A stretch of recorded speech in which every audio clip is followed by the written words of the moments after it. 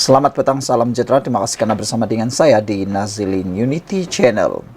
Hari ini sekali lagi kita kagum dengan pencapaian kerajaan semasa yang walaupun dihentam habis-habisan, yang walaupun dikatakan oleh pembangkang sebagai kerajaan yang gagal, tapi rupa-rupanya merekalah yang gagal, pembangkanglah yang gagal.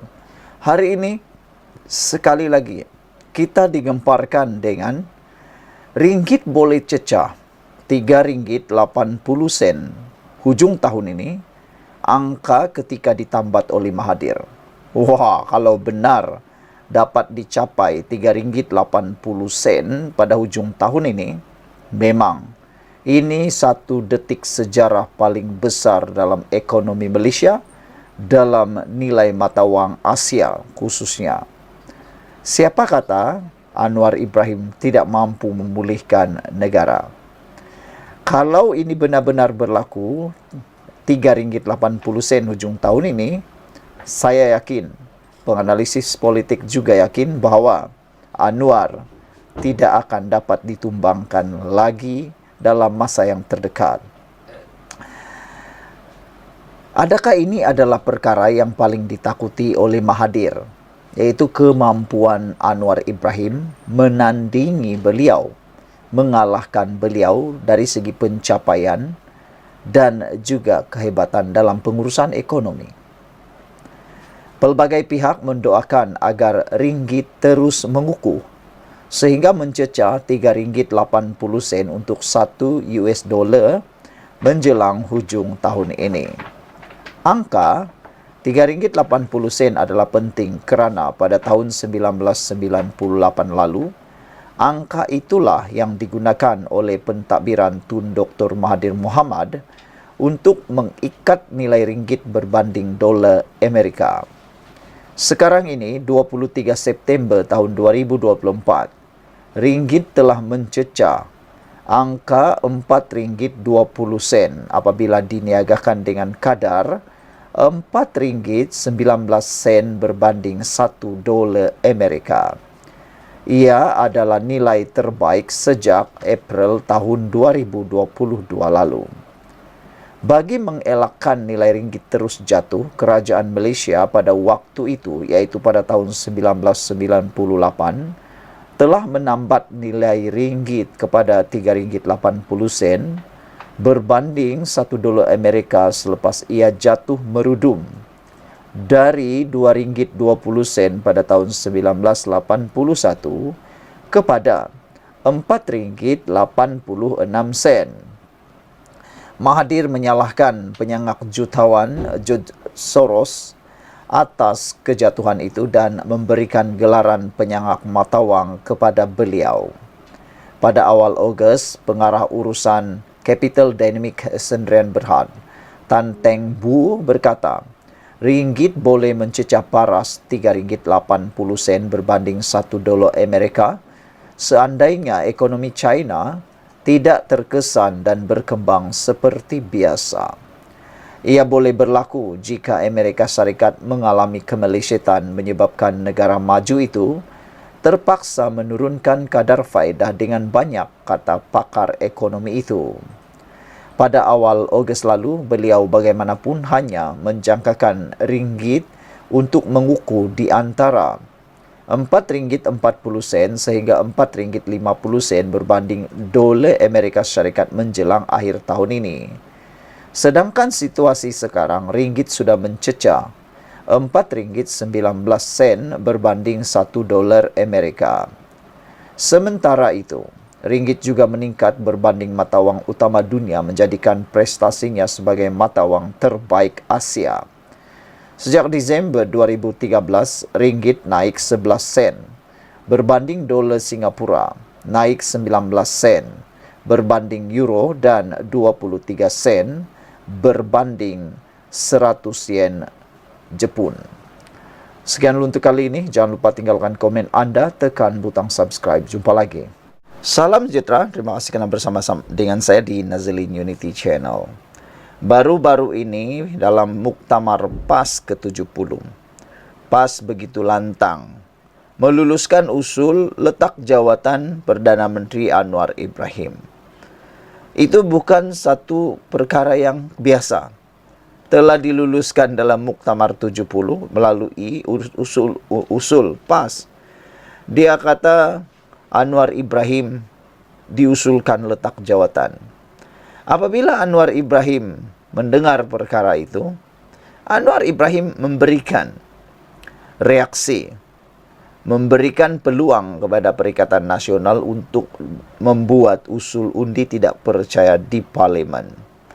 Anwar Ibrahim beri peluang. Kata Anwar Ibrahim, tak apa, kalau benar mereka PAS boleh menjatuhkan Anwar Ibrahim, gunakan saluran yang tepat.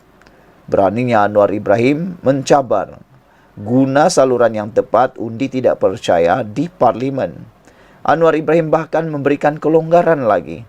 Katanya kalau lambat pun dia akan tetap luluskan. Tapi apa yang terjadi?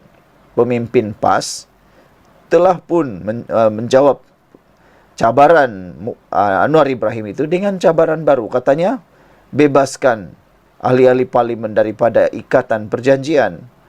Yang mana perkara itu sebenarnya tidak berlaku. Siapa yang ikat siapa? Siapa yang ikat siapa? Dalam penerangan Adam, seorang pemimpin ahli PKR pula, Adam mengatakan tiada perjanjian seperti yang didakwa oleh pemimpin PAS itu. Dan itu hanya tindakan takut, terkantoi, tak berani. Tapi lebih teruk lagi, kali ini seorang lagi pemimpin PAS tampil mempertahankan diri yang boleh ditafsirkan sebagai takut apabila Anwar Ibrahim cabar buat undi tidak percaya. Apabila Tuan Ibrahim Tuan Man, timbalan Presiden PAS, tampil kata, Anwar jangan cepat melenting. Dulu anda pun desak Perdana Menteri letak jawatan. Apa maksudnya? Timbalan Presiden Parti PAS ini menyatakan keputusan seperti itu. Timbalan Presiden PAS Tuan Ibrahim Tuan Man menasihatkan Perdana Menteri Anwar Ibrahim agar tidak melenting apabila berdepan gesaan letak jawatan. Tuan Ibrahim juga mengingatkan pengurusi PH itu tentang ketika dia menyertai protes bagi mendesak Perdana Menteri sebelum ini untuk letak jawatan. Saudara-saudara sekalian, pemimpin ni kena freezer. Ni biasa, dia tak boleh cepat melenting. Dia kena cool. Awak Perdana Menteri bukan JKKK. Kata Tuan Ibrahim Tuan Man. Memang Anwar Ibrahim tak melenting pun. Dia hanya cabar bahawa usul undi tidak percaya. Itu pun tak dapat dimengerti oleh Tuan Ibrahim Tuan Man. Bukankah itu mudah? Supaya benar-benarlah PAS itu dapat menang. Kalau dapat menang, jangan guna saluran yang tak betul. Saluran tak betul itu ialah Muktamar PAS. Memaksa Anwar Ibrahim letak jawatan melalui Muktamar PAS, ada yang apa yang boleh dapat? Anwar Ibrahim tak pun letak jawatan. Itu Muktamar PAS, tiada kaitan langsung dengan Parlimen. Anda memekikkah, Anda teriakkah, menangiskah, menjeritkah, lompat-lompatkah? Tiada apa-apa yang boleh dilakukan dalam Muktamar PAS untuk meletakkan jawatan Anwar Ibrahim. Tempat yang tepat ialah Parlimen. Undi tidak percaya. Itu yang patut dibuat. Tapi timbalan Presiden PAS ini kata Anwar melenting. Siapa kata melenting? Taklah, Anwar Ibrahim hanya tunjuk cara yang tepat. Dia hanya beritahu tempat yang betul mau dia letak jawatan. Bukan melalui Muktamar PAS, bukan melalui Harakadeli, bukan melalui TikTok, bukan juga melalui Facebook, tapi melalui yang namanya Dewan Rakyat. Kata Tuan Ibrahim Tuan Man lagi, bila Perdana Menteri dia kena cool, tekanan, desakan, suruh letak jawatan ni, biasalah, kata Tuan Ibrahim Tuan Man. Nah, sekarang ini apa kata anda pula letak jawatan? Desak Presiden PAS, hadiah wang, letak jawatan. Itu kan cool. Mengikut anda itu kan cool. Kata Tuan Ibrahim Tuan Man, Anwar Ibrahim pun dulu suruh undur. Setiap kali demonstrasi undur. Dahlah undur, suruh letak jawatan. Itu biasa seorang pemimpin politik yang senior. Jangan terlalu emosional, katanya. Wah, pandai pula diajar Tuan Datuk Seri Anwar Ibrahim ya. Saudara-saudara sekalian, Ketua Penerangan PAS Ahmad Fadli Saritun sudah mengemukakan cabaran balas kepada Anwar Ibrahim. Jadi saudara, apa pula pendapat anda semua? Apa pula pendapat anda semua untuk isu kali ini?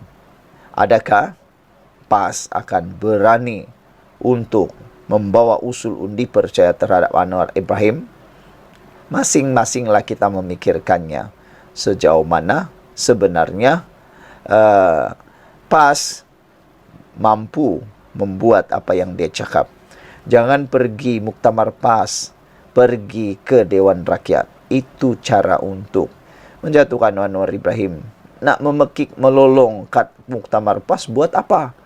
Tiada apa-apa yang boleh dibuat. Jumpa lagi. Bye. Salam sejahtera. Terima kasih kerana bersama dengan saya di Nazilin Unity Channel.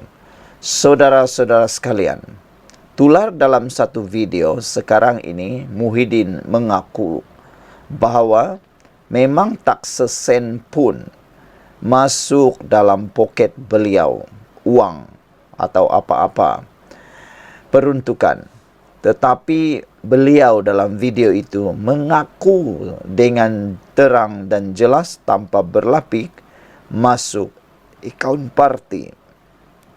Ada seorang pengulas politik mengatakan bahawa tindakan Muhyiddin mengaku seperti itu dalam kempen, dalam rakaman video adalah satu kesilapan paling besar pernah dibuat oleh Muhyiddin.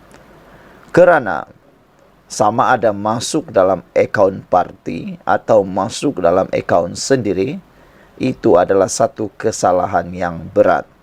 Silap-silap hari bulan, video beliau mengatakan mengakui perkara itu kini boleh menjadi sumber bahan bukti di mahkamah nanti. Itu sebab, kata pengulas politik, Muhyiddin memerangkap diri sendiri, menjerut diri sendiri, menggantung diri sendiri. Muhyiddin telah mengakui tak sesen pun masuk poket sendiri, tetapi masuk akaun parti. Di kempen PRK Mahkota, Muhyiddin kata dia dituduh rasuah dan salah guna kuasa. Tapi katanya, mana saya terima, walahi 1 sen pun tak masuk poket saya. Dia masuk pada parti. Untung jadi Perdana Menteri Tebuk Atap, buat projek Jana Wibawa, tanpa kelulusan parlimen, selepas istihad darurat, boleh runding terus berapa persen masuk ke akaun parti, kata penulis ini Ahmad Mursi dalam Harapan Daily. Runding hal MOU katanya tak ada faedah. Runding projek ini faedahnya banyak, tak perlu tender terbuka. Harga projek boleh markup untuk tampung sumbangan ke akaun parti. Rajidin puji dalam AGM Bersatu betapa murninya hati Muhyiddin turut ajarnya untuk tidak guna akaun peribadi.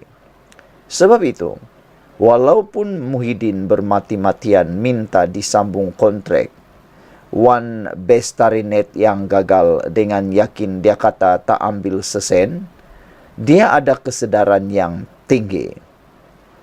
Mungkin pemimpin Bersatu diasuh guna kaedah lain seperti akaun menantu atau akaun bini dan lain-lain. Ilmu ini tak sempat diajar kepada Wan Saiful yang masih mentah dalam politik dan gelojoh guna akaun peribadi hingga kini didakwa. Peranan PAS dalam hal ini ialah keluarkan dalil halal. Itu gunanya ulama PAS yang Muhyiddin anggap parti ajaran sesat sebelum ini. Anwar Musa sebelum ini akui berpuluh juta Muhyiddin bagi di PRN Sabah Dari mana agaknya datang wang mudah begitu? Ini rahsia kenapa Muhyiddin kekal sebagai calon Perdana Menteri tepi dan bukannya Haji Hadi. Walhal PAS ada jentera jauh lebih ramai. Kerana dana PAS juga bergantung kepada Bersatu. Sebelum ini, kali pertama dalam sejarah, kita dapat tengok kempen mewah luar biasa Perikatan Nasional PAS, yaitu dalam PRU 15. Jadi saudara-saudara sekalian, apa yang mengejutkan kita ialah tindakan Muhyiddin tanpa segan silu mengaku dalam video kempen tersebut. Saya sudah menontonnya. Dalam video kempen tersebut, Muhyiddin tanpa segan silu mengaku tak sesen masuk poket sendiri, tapi masuk akaun parti. Yang menjadi persoalan para pengulas politik ialah, kalau masuk dalam akaun parti, siapa yang berkuasa mengeluarkan duit dalam akaun parti itu? Bukan ahli biasa. Ahli biasa tidak mempunyai merit, tidak mempunyai kekuatan, tidak mempunyai kebenaran untuk mengeluarkan uang dalam akaun parti. Siapa yang boleh keluarkan? Tentulah hanya presiden dan orang yang telah pun ditetapkan. Jadi terpulanglah, Anda fikir sendirilah. Begitulah caranya. Saudara, pengakuan itu sebenarnya mengheret leher Muhyiddin sendiri. Sekian dulu untuk kali ini. Jangan lupa tinggalkan komen Anda. Salam sejahtera. Terima kasih karena bersama dengan saya di Nazlin Unity Channel. Pastinya pendedahan kali ini adalah berita paling buruk untuk Perikatan Nasional dan khususnya Parti Bersatu. Adakah Parti Bersatu akan menjadi mangsa kedua daripada Parti PAS? Adakah Parti Bersatu akan turut mengalami masalah yang sama dengan UMNO? Apabila PAS dikatakan dilaporkan sebagai bersedia menolak Bersatu untuk kerjasama dengan UMNO, kesiannya Parti Bersatu terpaksa melalui saat yang dinamakan dicerai talak 3. Begitulah ceritanya, sudah dapat dijangka kata netizen. Siapa suruh berkawan dengan PAS, kata netizen lagi. Ahli Parlimen Parit Buntar daripada PAS, Muhammad Misbahul Munir bin Masduki berkata, PAS sedia menolak Bersatu bagi membolehkan parti itu bekerjasama dengan UMNO. Itulah sikap persahabatan yang dimiliki, kualiti persahabatan yang dimiliki oleh parti PAS. Sanggup mengorbankan rakan lama untuk meraih kepentingan diri sendiri. Apabila sanggup pula membuang Parti Bersatu, menolak Parti Bersatu, selepas menikmati indahnya berbulan madu dengan Bersatu, sanggup pula mahu bersedia ditolak untuk semata-mata bekerjasama dengan UMNO dengan satu tujuan, mendapat kepentingan politik diri sendiri. Dalam satu video yang kini tular di media sosial, ahli jawatan kuasa kerja PAS pusat itu berkata, parti itu rela menolak Bersatu untuk membolehkan parti itu bekerja sama dengan UMNO. Netizen sudah lama menghidu sifat dan kualiti persahabatan yang dimiliki oleh PAS ini. Mereka sanggup bersama dengan UMNO, mereka sanggup bersama dengan UMNO untuk mahu kembali semula berkuasa. Adakah sebab kerana Parti Bersatu sudah miskin? Adakah kerana Parti Bersatu yang telah pun dibekukan akaunnya tidak lagi memiliki kekayaan seperti dulu, menyebabkan Parti PAS tidak berminat lagi dengan Parti Bersatu? Dalam rakaman itu berkata, kita sanggup tolak Perikatan Nasional, tolak Bersatu pun tak apa. Sebab UMNO bagi syarat untuk berkawan dengan PAS, dengan syarat PAS tolak Bersatu. Kata Misbah yang merupakan timbalan Pesuruhjaya PAS Perak dalam video yang tular itu. Video itu dipercaya dipetik dari ceramah beliau dalam satu kempen untuk Perikatan Nasional PN. Presiden UMNO Datuk Seri Ahmad Zahid Hamidi sebelum ini membayangkan tidak akan ada kerjasama dengan PAS selagi Tan Sri Abdul Hadi Awang menjadi Presiden Parti Komponen Perikatan Nasional PN itu. Menurutnya, keputusan itu ekoran pengalaman bekerjasama dengan parti tersebut sebelum ini yang menyaksikan banyak keputusan bersama di antara kedua-dua parti dikhianati PAS. PAS ini membohong dari dulu sampai sekarang. Saya ini saksi hidup bincang empat mata dengan Hadi Awang. Sewaktu berdepan kita setuju, tetapi esok tukar tidak setuju, kata Zahid Hamidi. Jangan percayalah selagi orang itu jadi presiden. Jangan harap kita hendak bekerja sama dengan parti yang menunggang Islam. Katanya ketika berucap merasmikan persidangan perwakilan UMNO bahagian Kuala Kangsar 2024 di Dewan Jubli Perak Julai lalu. Ahmad Zahid mengakui bahawa rakan-rakan daripada Parti Pakatan Harapan PH ikhlas bekerjasama sama ada di dalam kerajaan maupun gerak kerja politik. Jika ini benar, maka habislah, musnahlah harapan terakhir Muhyiddin Yassin. Jangankan nak menjadi Perdana Menteri, rupa-rupanya nak mengekalkan kerusi kemenangan mereka dalam pilihan raya lepas pun sukar untuk dapat dimenangi lagi oleh Parti Bersatu. Kerana ramai penganalisis dan pengulas politik mengatakan kemenangan Parti Bersatu sebenarnya hanya disebabkan oleh Parti PAS. Sekian untuk kali ini, jangan lupa tinggalkan komen anda.